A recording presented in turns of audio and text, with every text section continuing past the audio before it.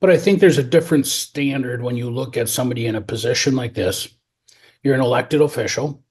Mm. Even the accusation of doing something like that or the seriousness of being charged with it, not Yeah, just an accusation necessarily, but but actual charges. actual charge with a crime this serious. Yep. He needs to step up. Yeah. Well, I suppose I'll get the intro going. We'll get this Go going so ahead. you can have dinner. All right. Hello, everyone. Welcome to Pints and Politics. You got me, we got Drew Peterson, we got Representative Mike Weiner. Mike, good to see you. How are you doing today? I'm doing good. Another Good. good Friday and got Well, family Good coming Friday's over. in a couple of weeks. Well, it's when I'm home, it's a good Friday. Oh, they're Okay. all good Fridays. Oh, man. Okay. Yeah, as much as I'd love to talk about Easter right now, we have something else going on. Um, Actually, so in this last week here, we've had something really serious happen. I think we're just going to dive right into it. There's a state senator named Justin Einkorn. He's from Grand Rapids, and he just got charged with soliciting a minor.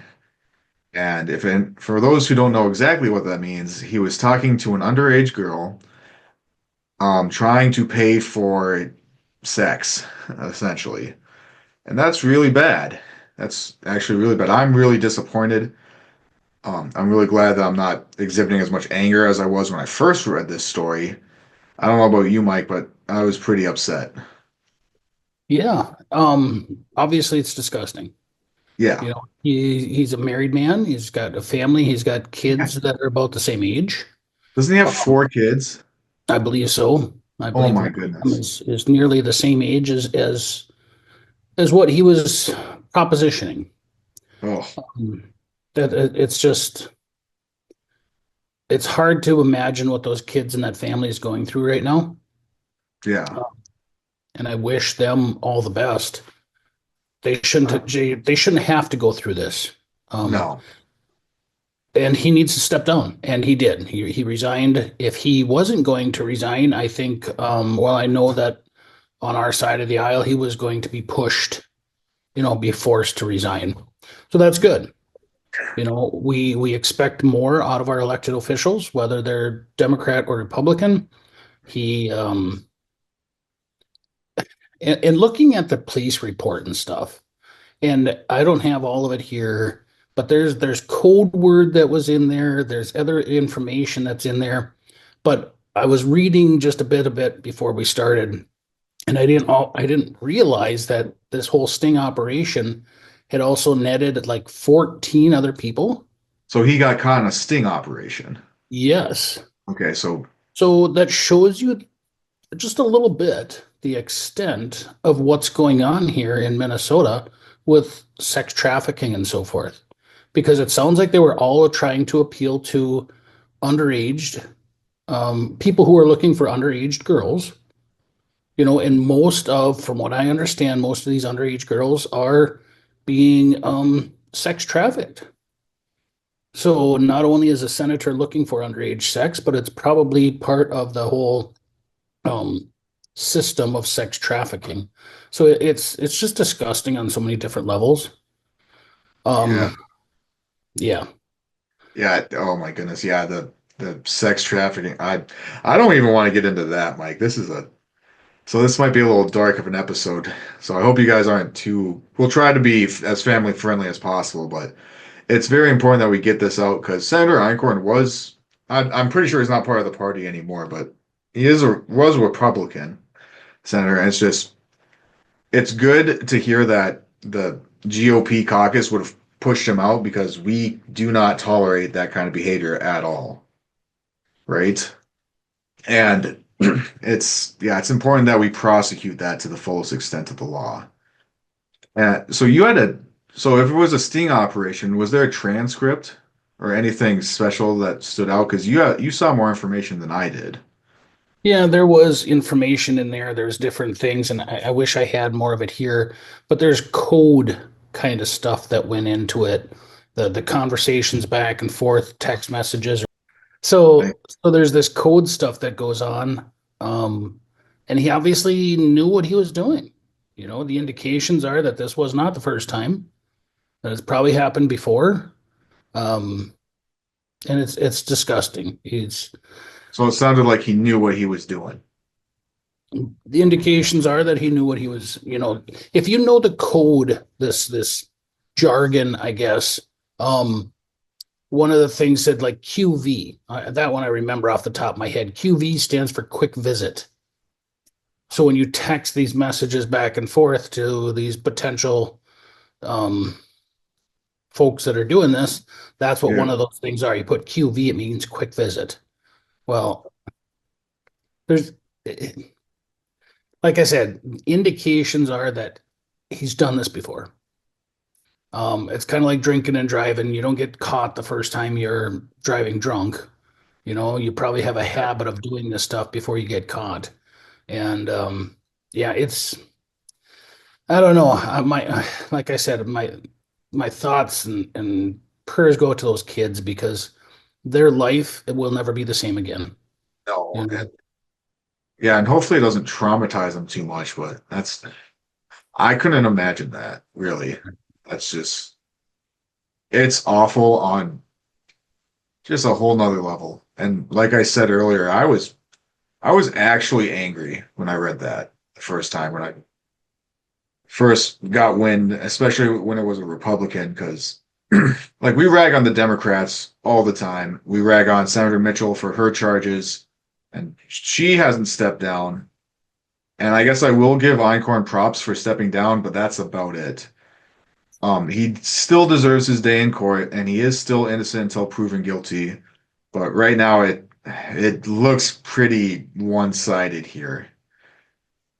And yeah, there's got to be a lot of things going on because now we're down a Senate seat, right? Up in Grand Rapids. yes. And So there'll be a yep. special election. And how will that work? How that process takes place. So the governor has to call the special election within 5 days of him resigning his seat. And then the Okay. special election has to take place within 30 days of that. So basically, now um, and I don't even want to call him senator, I'll just say Eichhorn has resigned.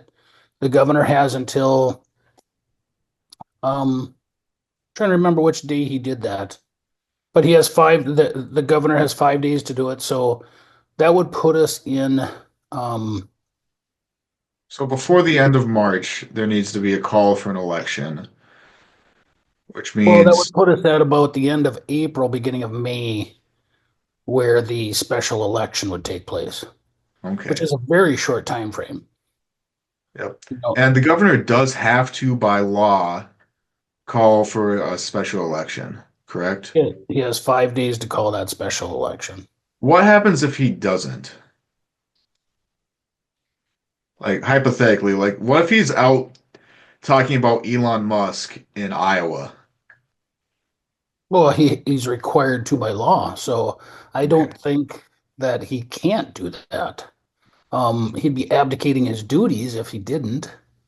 You Yeah. know, the whole idea is that you get a replacement for, say it was a different scenario and that it had been the death of a member of the Senate or House or whatever. Yeah. You want to get somebody into that position quickly so As that soon the as body, possible. right, so that the body can resume its work. Hmm. Now, at the end of session here, there's a lot of stuff that goes on. So we have bills in the House, we have bills in the Senate, and at the end of session, what we have is conference committees because the House bills and the Senate bills need to be the same. Hmm. So members from the House, members from the Senate sit down. It's the leads, the committee leads, and the assistants, and they sit down and they hash out those bills. So if you're lacking a member in the Senate, we don't have representation, Hmm. in those potentially in those committees. So it's very important to have, whether it was this situation or a member passing, it's very important to have those filled as soon as possible, those elections, Yeah. those seats.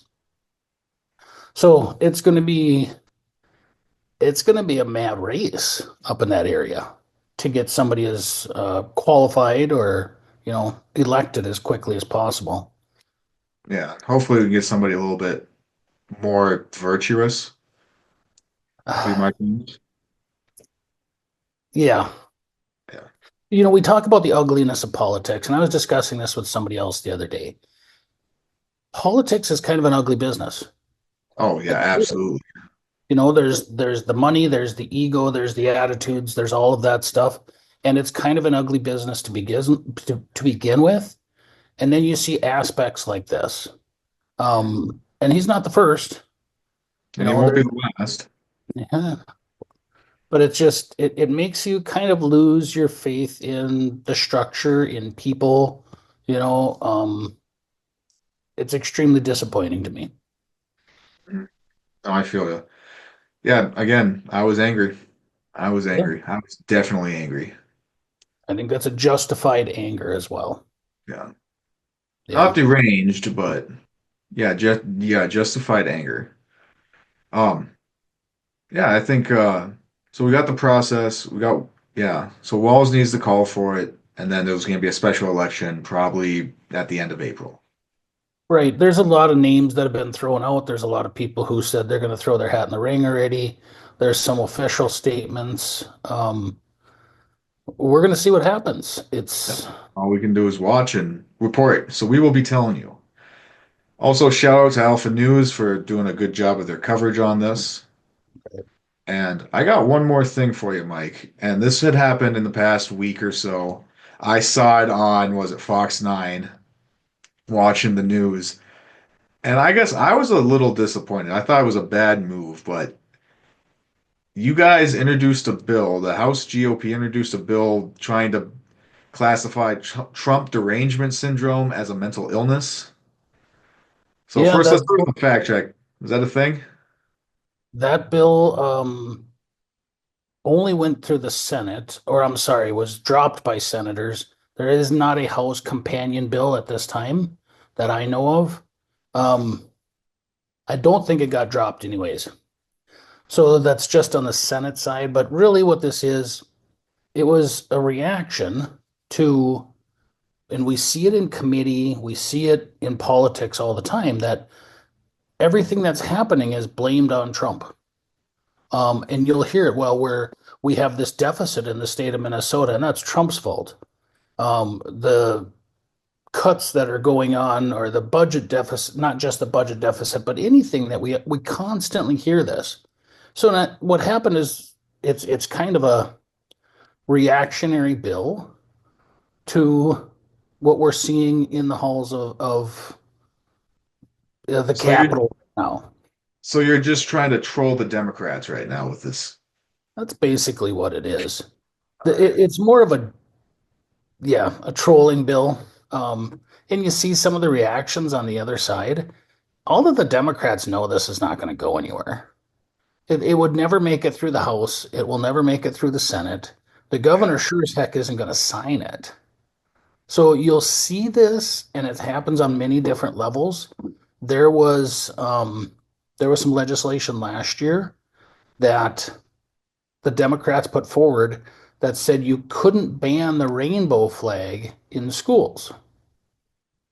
So in reaction to that, there were many people who said, well, if you can't ban the rainbow flag, well, then you can't take out the American flag. You can't take out, and I love the Gadsden flag, so I signed on that one right away. You Yeah. know, and it's basically a reaction. It's kind of that, you guys did something kind of goofy here. We're going to react to it and show the hypocrisy or the, how much of a Yeah. joke this is.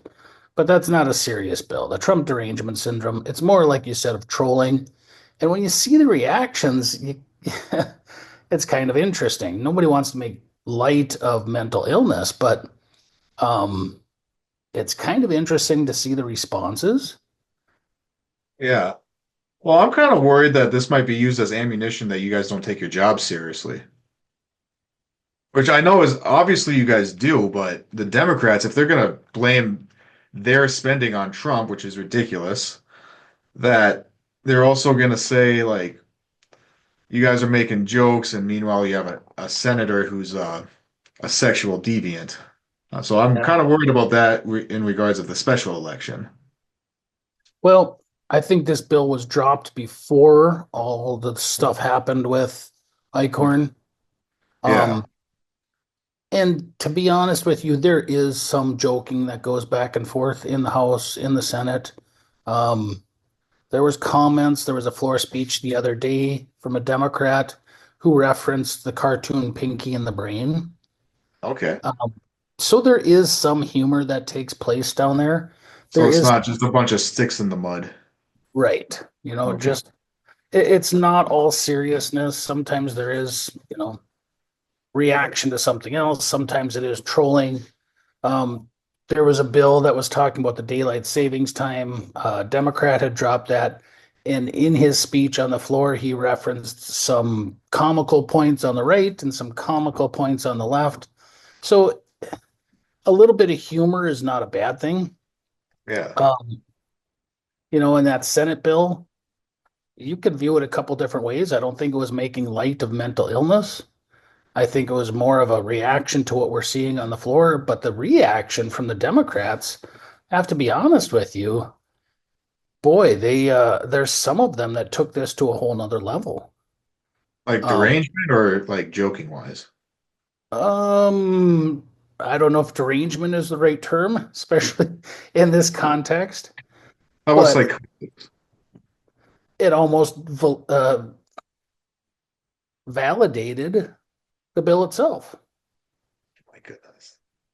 So really, if you knew that this wasn't a serious bill, which I would say anybody in politics knew this wasn't a serious bill, why react to it? Why react to it so angrily? It almost justifies the bill itself. So if you didn't like the bill, you should have not reacted and it would have went away. But Yeah. this is politics. It's a strange game. It really is. And sometimes you see some of these things happen and you go, what's really going on here? So thank you for bringing it up, you know, Yeah, and because everybody I go thought it look was at it. serious. I thought there was some dude out there thinking they were doing something clever. More of a joke than anything else. And we That's do good. see it on a regular basis in committee, especially where the Democrats will bring up what's happening at the national level and the Trump cuts that are going on, or Doge and the oligarchy and everything else. And it's like you they kind of get sick of hearing that. So that was a reaction, really. Yeah, that reminds me, we got to talk about the Department of Education next time. Yeah, Yeah, so tune in for that one. That'll be neat. that's a big topic right now. And I think that would be a good Yeah, one. we'll try to get to that one next time. We've got to I bring a little think, bit of history into that one too and really understand what the Department of Education was intended for, what it yeah, has produced. And it brings up a larger conversation. I don't know how much time we got today, but we did discuss some of this in the House this week on a clean water bill in southern Minnesota that was presented. And the Democrats, and I think it was a valid question, said, can we measure, is this program um, offering any dividends? Is it actually doing what you say it's doing? And we can't measure it. So if you're going to stick money into a program with even the best of intentions, but you can't see that there is a noticeable difference that is having an impact, why are we funding it? And I think that's a very valid question. And we it should be is. questioning that on a lot of things in government. Mhm. And I think the Department of Education, you'd have to look at that and say, is this doing what was it intended to do when it was started in the 1970s? It's a valid question. Valid point. Yeah, that's really neat. Yeah, we'll get into some of that stuff. There was one more thing you wanted to talk about. I forget what it was. It was another bill. Do you remember? We can really briefly touch on here. Well, I know we talked a little bit. Oh, excuse me, my nose. We talked a little bit about bills that were going through in cuts, and we're seeing this. And we mentioned a little bit before about people are asking questions about Social Security or Medicare or Medicaid and saying, we hear these cuts are happening at the federal level, but there's actually cuts that were put in place at the state level over the last session.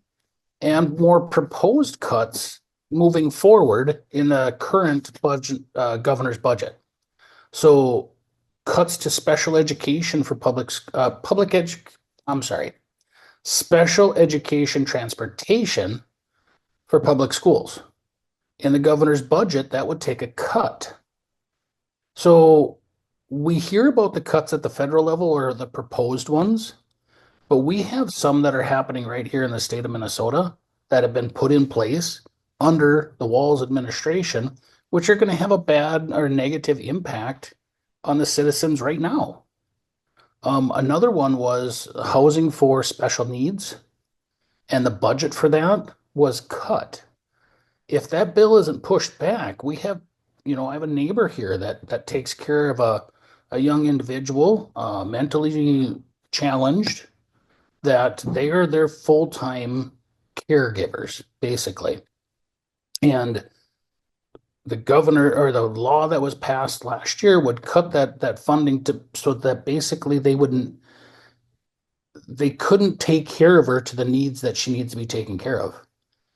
And there's no place for these people to go. There's no other option.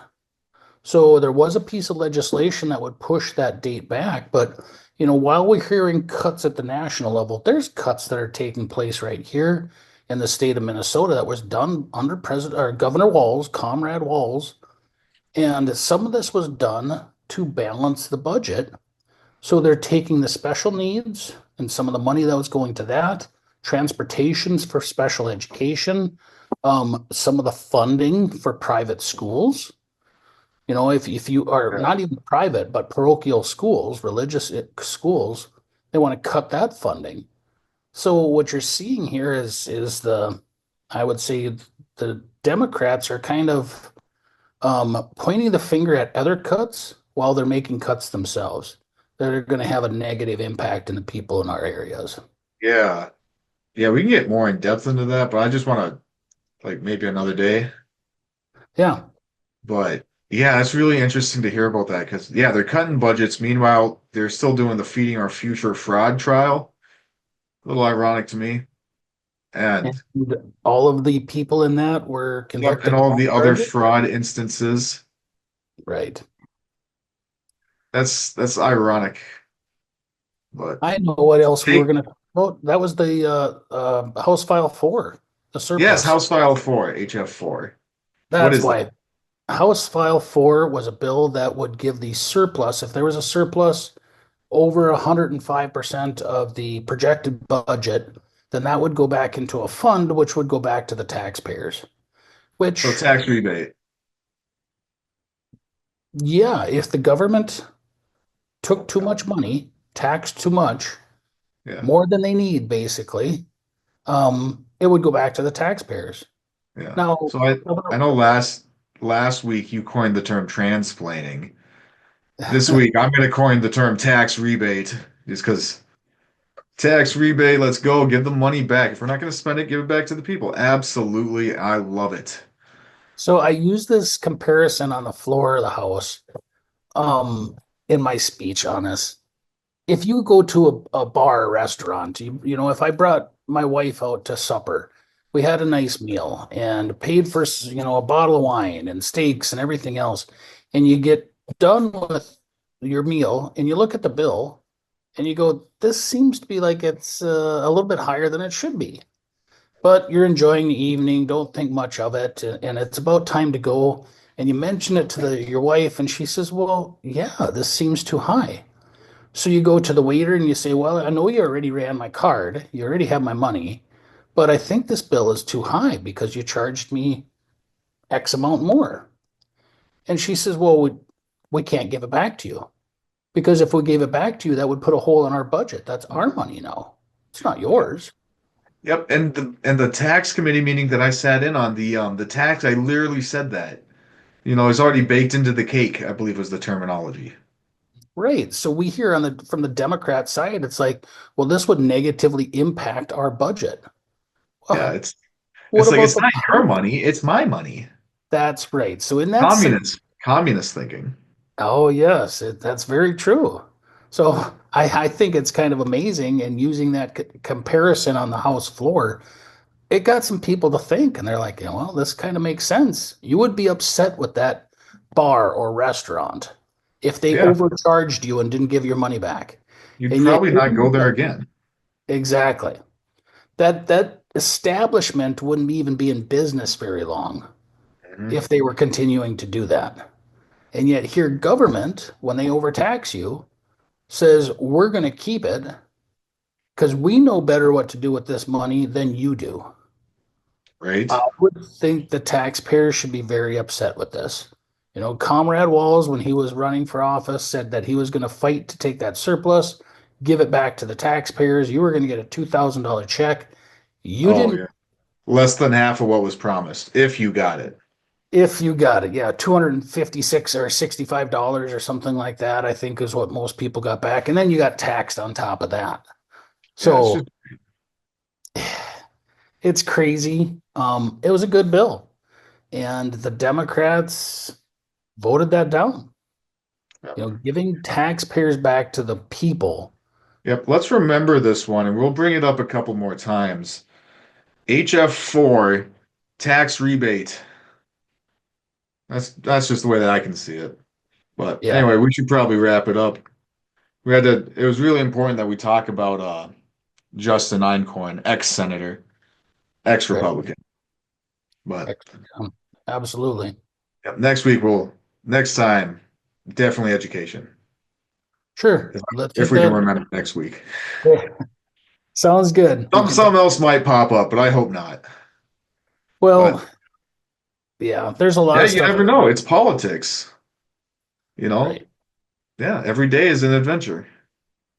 But thank Yeah. you all so much for watching. We have Representative Mike Weiner and Drew Peterson here. Thank you all so much for watching. God bless.